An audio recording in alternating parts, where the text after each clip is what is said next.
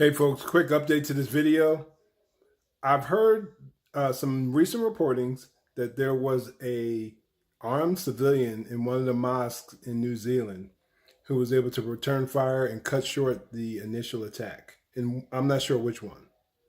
But those are some of the details, and I just wanted to pass that along so that this video would be a little bit more informative for you, which I shot earlier this morning. So I hope that helps, and I hope you enjoy the video. Hey, what's going on, folks? Eric Mulder here with Code Red Conversations. I just wanted to share some of my thoughts on the New Zealand mosque shooting. I hope to keep the video relatively short. Two thoughts. The first one is I try to stay away from the whole gun control debate on this channel here. But I want to point out the fact that there are some pretty strong CCW or anti-CCW laws in New Zealand. And also recently in Brazil, another country that has some pretty strict gun control laws, that also had a shooting where 8 people got killed. So in reference to the mosque shooting from yesterday, you have 50 people killed, many more injured as a result of the shooting. Again, a place that has some pretty strict gun control laws. I say this because the gun control laws are in place, and they affect the citizen, the typical law-abiding citizen. They normally would have no impact on the criminal-minded, who oftentimes would do whatever it takes, would do anything to get their hands on a gun, get their hands on a firearm. So I have struggled. Guns are here; they are here to stay.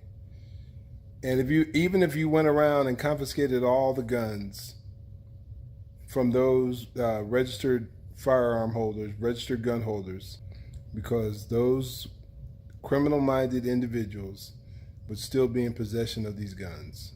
If I know that the average citizen is no longer in possession of a firearm, and I am a criminal, I'm a known lawbreaker, I'm even more excited because I know there's less likelihood that I'm gonna have to deal with that when I make entry into these homes or whenever I go about doing whatever it is I plan on doing, whether it's robbing a bank or a store or committing a mass shooting.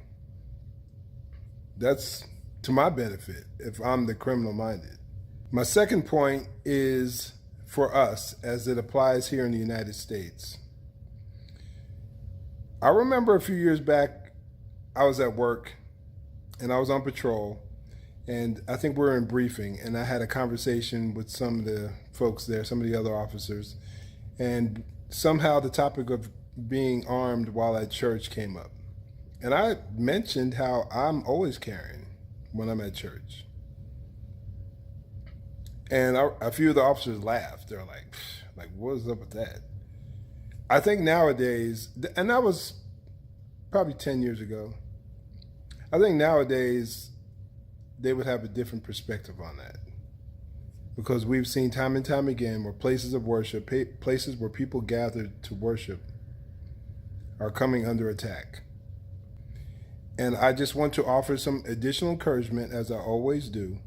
If you are a legal gun carrier, take your firearms to church. I think that would be the wise thing to do. I believe that most people that go there don't consider that. They're not carrying. Now, it's an issue of conscience, and everybody has to address that on, to their own ability, where they feel comfortable. But if you don't wrestle, you don't struggle with that, and you feel as if you are put in a position to where you want to protect and are willing and able and ready to protect your fellow man, your fellow image bearer of God, then I want to again encourage you to be armed, be prepared, be trained up, have your skills sharpened. So in a situation like that, you're not just sitting ducks. The individual who did the shooting, that evil man who did the shooting in New Zealand, I guess he filmed it. He live streamed it on Facebook. And I'm not sure how accurate this is, but I'm hearing that he said that he didn't even have to aim. There were so many people there. He didn't even have to aim. All he had to do was, there wasn't even time to aim. All he had to do was just shoot. All he had to do was just pull the trigger.